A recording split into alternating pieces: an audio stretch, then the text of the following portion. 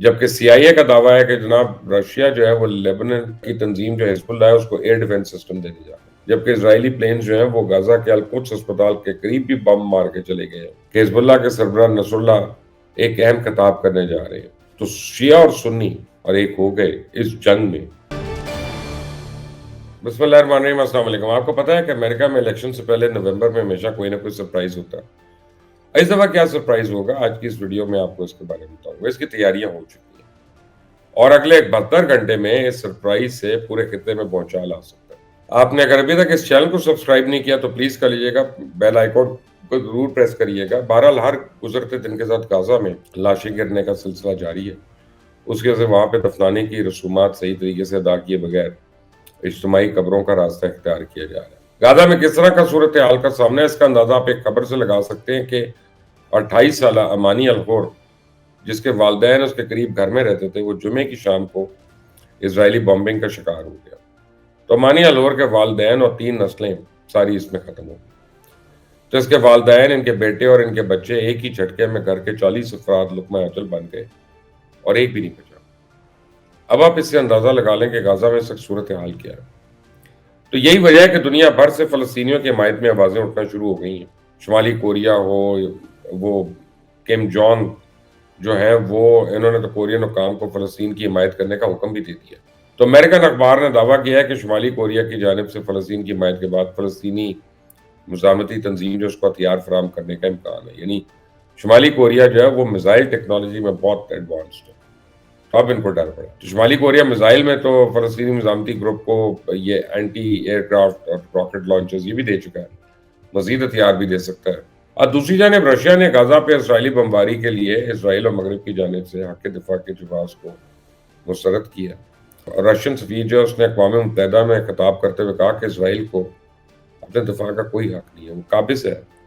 غزہ پہ بمباری کے لیے اسرائیل اور مغرب کے حق دفاع کا جواز درست نہیں ہے، اور اسرائیل کی جانب سے بین الاقوامی انسانی قانون کی خلاف ورزیوں پہ آنکھیں نہیں بند کر سکتے۔ جبکہ سی آئی اے کا دعویٰ ہے کہ جناب رشیا جو ہے وہ لیبنان کی تنظیم جو حزب اللہ ہے اس کو ایئر ڈیفنس سسٹم دینے جا رہا ہے۔ تو اب کرسچنز کے ایک مذہبی پیشوا جو ہیں انہوں نے کہہ دیا کہ جنگ کسی مسئلے کا حل نہیں، اسرائیل کو غزہ پہ بمباری بند کرنی چاہیے۔ جنگ کسی مسئلے کا حل نہیں، جنگ میں ہمیشہ ہار ہی ہوتی ہے۔ بہرحال غزہ میں اسرائیل کی وحشیانہ کارروائیوں کے خلاف احتجاج کرتے ہوئے بحرین نے اپنی سرزمین پہ موجود اسرائیل سفیر کو ملک چھوڑنے کا حکم دے دیا۔ اب بحرین کی پارلیمان کی ویب سائٹ پہ جاری بیان کے مطابق عرب ملک نے اسرائیل سے اپنا سفیر واپس طلب کرتے ہوئے اس کے ساتھ اقتصادی تعلقات بھی معطل کر دیے۔ اسرائیلی فوجیں جو ہیں ان کا اب البریج پہ حملہ ہے اور شہداء کی مجموعی تعداد جو ہے وہ تقریباً 9200 ہو گئی۔ غزہ میں ان کی بمباری جاری ہے اور پناہ گزین کیمپس پہ بھی لگاتار تیسرے دن سے بمباری ہو رہی ہے۔ اسرائیل نے اقوام متحدہ کے امدادی ادارے کے تحت چلنے والے ایک سکول کو بھی نشانہ بنایا، جبکہ اسرائیلی پلینز جو ہیں وہ غزہ کے القدس اسپتال کے قریب بھی بم مار کے چلے گئے ہیں۔ تو اب تک اسرائیلی حملوں میں 3700 تو بچے آپ سمجھے کہ یہ ہیں اس میں شہیدوں میں، 24,000 سے زیادہ فلسطینی زخمی بھی ہو چکے ہیں۔ اسرائیل کی فوج کے خلاف جوابی حملے بھی جاری ہیں۔ جنوبی لیبنان سے اسرائیلی شہر قریات شمونہ پر راکٹ سے حملہ ہوا اور حزب اللہ کے حملے میں متعدد گاڑیوں اور مکانات میں بھی آگ لگ گئی۔ بہرحال حزب اللہ تو کر رہی ہے اور دوسری طرف فلسطینی مزاحمتی تنظیم جو اس کی طرف سے دعویٰ ہے کہ جی تازہ حملوں میں 16 اسرائیلی فوجوں کو مارا گیا، اور بھارتی میڈیا نے تو ہلاک ہونے والی فوجوں کی تصویریں بھی جاری کی ہیں، جن میں سے ایک تو ان کا لیفٹنٹ کرنل ہے اور یہ تھا جو ان کے ایک پرٹیکولر آپریشن کو لیڈ کر رہا تھا۔ تو 7 اکتوبر سے جاری جنگ میں حماس کے حملوں میں 333 اسرائیلی فوجی اور 58 پولیس اہلکار جو ہیں وہ ہلاک ہو چکے ہیں۔ اب ادھر بائیڈن کی انتخابی مہم ہو رہی ہے، اس کے مینیسوٹا میں انتخابی مہم کے دوران تقریر کے دوران ایک خاتون یہودی رہبائی جو ہے انہوں نے بائیڈن کو ٹوک کر کہا کہ غزہ میں جنگ بندی کا بھی مطالبہ کر دیں۔ تو یہودی رہبائی خاتون جو تھیں وہ قیام امن کے لیے کوشش کر رہی ہے اور وہ ایک یہودی تنظیم ہے، اس کی وہ سرگرم حصہ ہے، جبکہ انہوں نے چند دن پہلے غزہ میں اسرائیلی جارحیت کے خاتمے، جنگ بندی اور قیام امن کے لیے نیو یارک میں بھی ایک احتجاج کیا تھا۔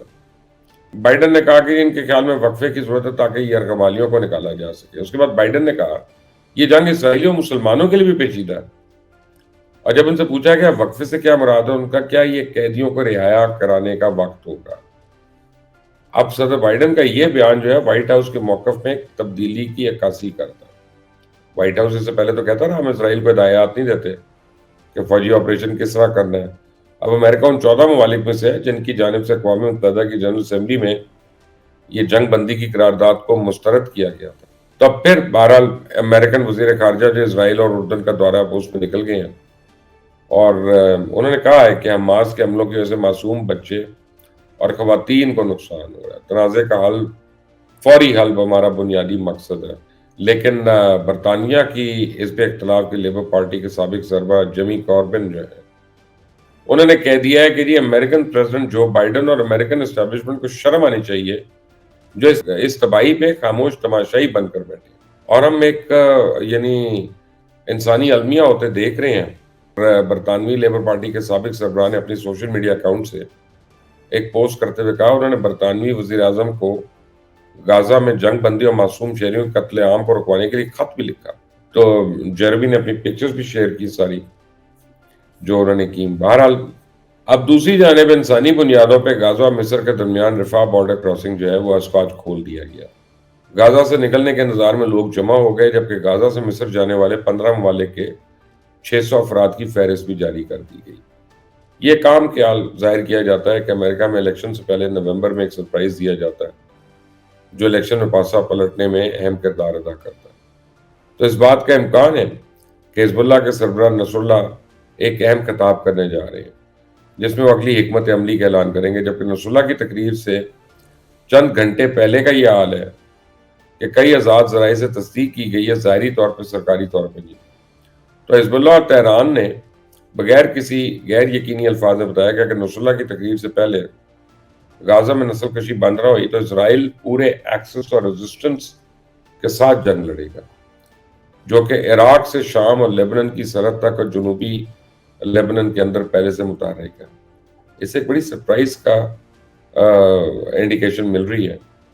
اس لیے یہ بھی کہا جا رہا ہے کہ حزب اللہ کہیں باقاعدہ جنگ کا اعلان نہ کر دے اور یہ ایک ایسا تاریخی اقدام ہوگا اور اس کے لیے نصر اللہ کے خطاب کو انتہائی اہم قرار دیا جا رہا ہے.